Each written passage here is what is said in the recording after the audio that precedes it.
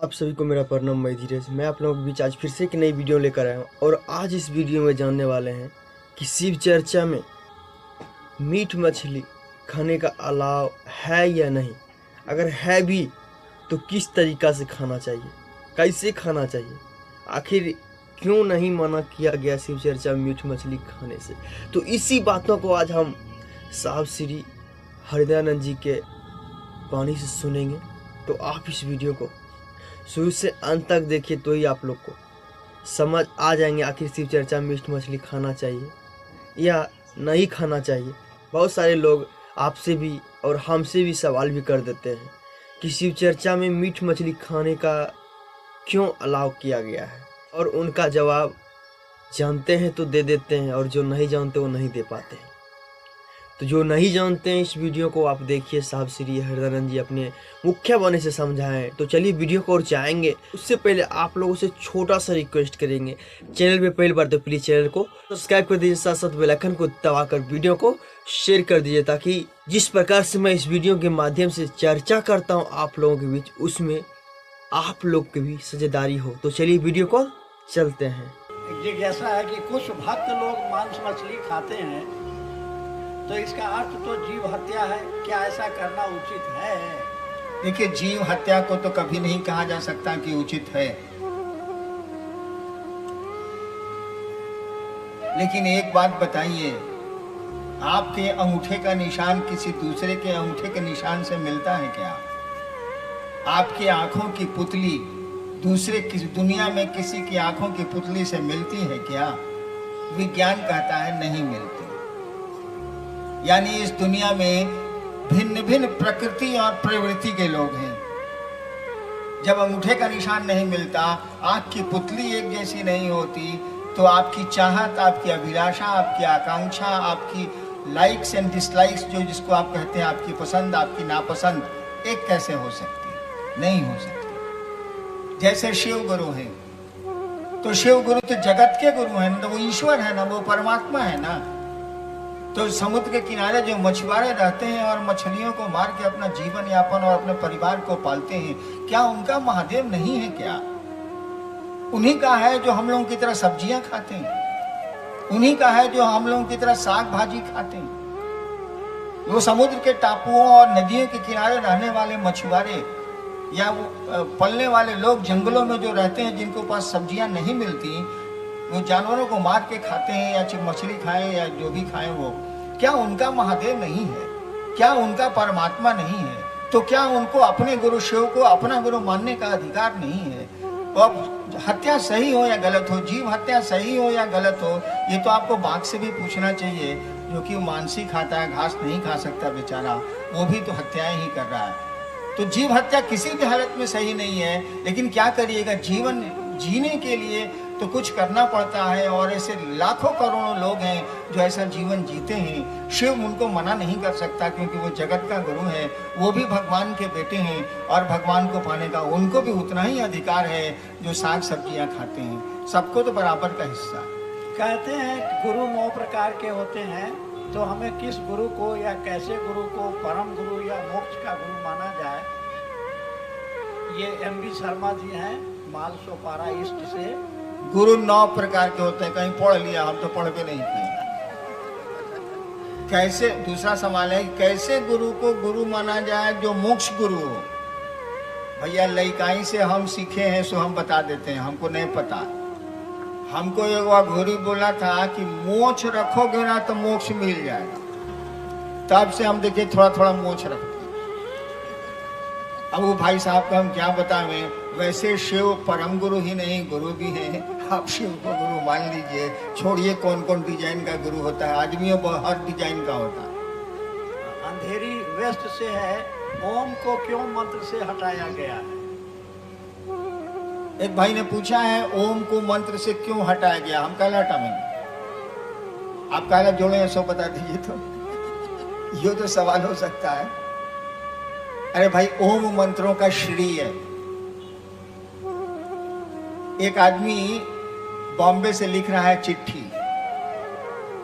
काम करने आया है, बेचारा बाहर का है, तो अपनी पत्नी को लिखेगा, श्रीमती फूल कुमारी, श्रीमती नाम मान लीजिए, उसके पत्नी का नाम मान लीजिए फूल कुमारी है, तो लिफाफा में लिखेगा श्रीमती फूल कुमारी, लिखेगा ना, श्री लगाया अपनी पत्नी के नाम पर, और लिफाफा के भीतर जो चिट्ठिया रहेगा उसमें क्या रहेगा, मेरी फूल कुमारी, हट गया ना, प्यारी फूल कुमारी, हट गया ना। तो ये सम्मान सूचक शब्द है, श्री है, मोहम्मद है, मिस्टर है, मिसेज है, मिस है, हमारे यहाँ श्री है, आर्यावर्त में श्री है। ठीक उसी तरह से जब आदमी के नाम को इतना सम्मान दिया गया तो देवताओं के नाम को नहीं दिया जाएगा, इसीलिए हर एक मंत्र के पहले श्री लगाए, यानी ओम लगाए, सम्मान दिया गया। लेकिन जब भीतर आइएगा, जब उसको अपना बनाइएगा तो श्री हट जाएगा। अपने बेटे को आप पुकारते हैं श्री बहु श्री रामू इधर आइए, जब बोलिएगा श्री रामू इधर आइए तो बेटो आप पूछ जाएगा जरूर पप्पा बिगड़ा हुआ है, श्री बोल रहा है हमको, तो श्री हट जाता है। इसीलिए नमः शिवाय जब जपा जाएगा तो ओम हटा दिया जाएगा। लेकिन ये सिद्धांत कभी कभी गलत हो जाता है। बहुत सारे मंत्र हैं जो ओम के साथ बने हैं। बहुत आदमी का नाम होता है श्री राम ठाकुर, उसमें से कैसे हटाइएगा।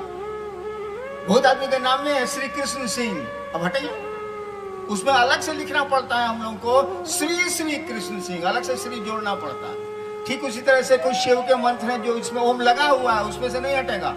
जैसे ओम नमो नमः शिवाय, इसमें से नहीं हटेगा।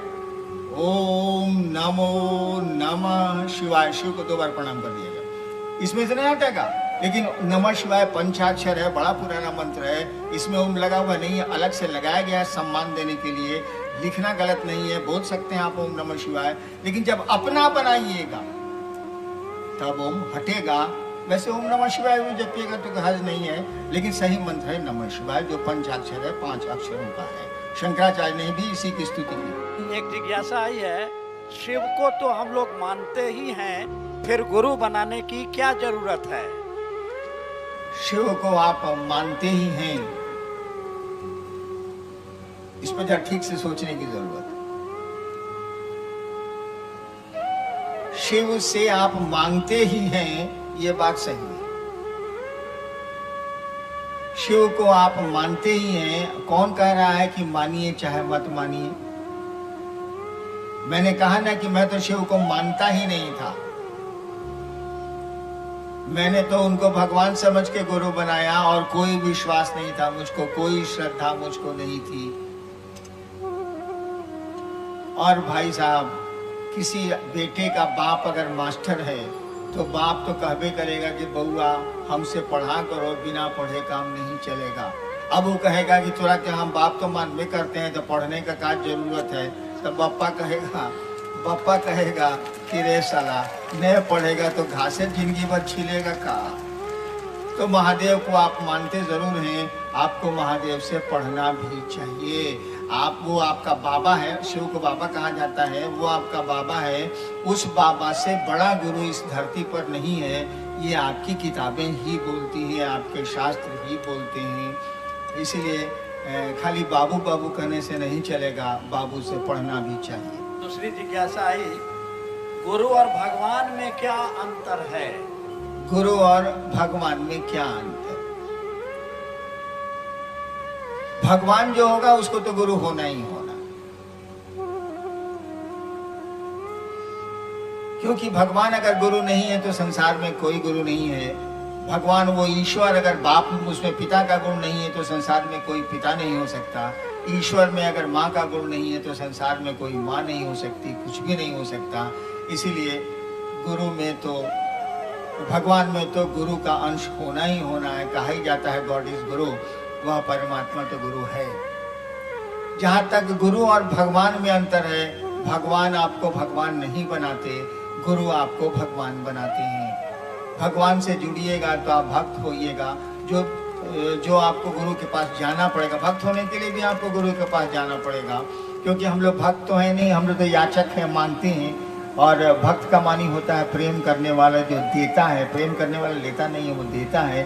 भक्त का मानी होता है ईश्वर से प्रेम करने वाला, वो देता है, ईश्वर से लेता नहीं है। रामकृष्ण परमहंस को जब गले में कैंसर हो गया, तो लोगों ने कहा कि आप माँ को क्यों नहीं कहते हैं कि आपके गले में कैंसर हो गया है। तो उन्होंने बड़ा सुंदर, बंगला तो मुझको नहीं आती, उन्होंने बड़ा सुंदर कहा था, इस छोटे काम के लिए हम माँ को कष्ट नहीं देंगे। यानी देखिए, भक्त तो भगवान को कष्ट नहीं देना चाहता, हम लोग तो खाली कष्ट देवे करते। खैर ये भी ज़रूरी है हम लोग को, तो हम लोग क्या करें, हम लोग को ज़रूरत पड़ती है तो भगवान से मांगेंगे ही मांगेंगे। लेकिन हम लोग भक्त नहीं हैं तो गुरु के पास आपको जाना ही पड़ेगा। गुरु ही शिष्य को भक्त बनाते हैं, भगवान आपको भक्त नहीं, ये भगवान नहीं बनाता, गुरु आपको भगवान बनाता। जी, राजेश कुमार यादव, साकिना का अंधेरी इश्क।